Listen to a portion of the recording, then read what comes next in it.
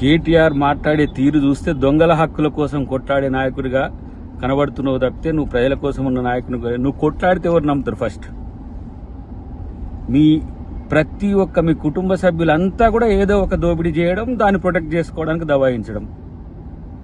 ఇలా నేను ఒక మాట అంటున్నా, ఏసీబీ నువ్వు ఉన్నప్పుడు కూడా ఉన్నది కదా, ఏసీబీకి రూల్స్ నువ్వు ఫ్రేమ్ చేస్తావా? దొంగలు రాస్తారా ఏంది రాజ్యాంగం? అనుముల రేవంత్ రెడ్డి రాజ్యాంగాన్ని, బాబాసాహెబ్ రాజ్యాంగాన్ని అమలు పరుస్తాడు, గుర్తుపెట్టుకో. నీలాంటి దొంగలకు, దబాయింపులకు, లేకపోతే దోచుకొని బాగా ఉన్న దమ్ముతోని ఏదో దన్నుతోని నేనేదో చేస్తా అని చెప్పి వాళ్ళ నీళ్ళను మభ్యపెట్టినట్టు ప్రభుత్వాన్ని మభ్యపెట్టలేరు, గుర్తుపెట్టుకోండి. ఇలా ప్రజల సొమ్ములు తిన్నోడు డెఫినెట్గా అరెస్ట్ కావాల్సిందే, జైలు కూడా తినాల్సిందే. మిమ్మల్ని ప్రజల కోసం కొట్లాడమని, ప్రజల కోసం ప్రభుత్వాన్ని నడపమని చెప్తే వీళ్ళ ప్రజల సొమ్మునే దోచుకొని ఇలా ప్రభుత్వాన్ని దబాయిస్తున్నారు, అధికారులను దబాయిస్తున్నారు, ముఖ్యమంత్రిని దబాయిస్తున్నారు. మీ దబాయింపులు దేనికి? మిమ్మల్ని రక్షించుకోవడానికి. మీ వల్ల ఒక్కరికి లాభం లేదు.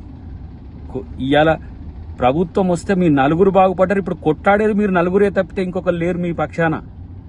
ఎవరో ఒకళ్ళిద్దరు ఆలీలను పెట్టుకొని ప్రెస్ మీట్లు పెడుతుంటారు అంతే తప్పితే మీ కొరకు జనం ఆలోచిస్తలే, జనంలో మీరు లేరు, జనం మిమ్మల్ని పట్టించుకోవట్లేరు అనే విషయాన్ని ఆలోచిస్తే మంచిదని చెప్పి హితవు.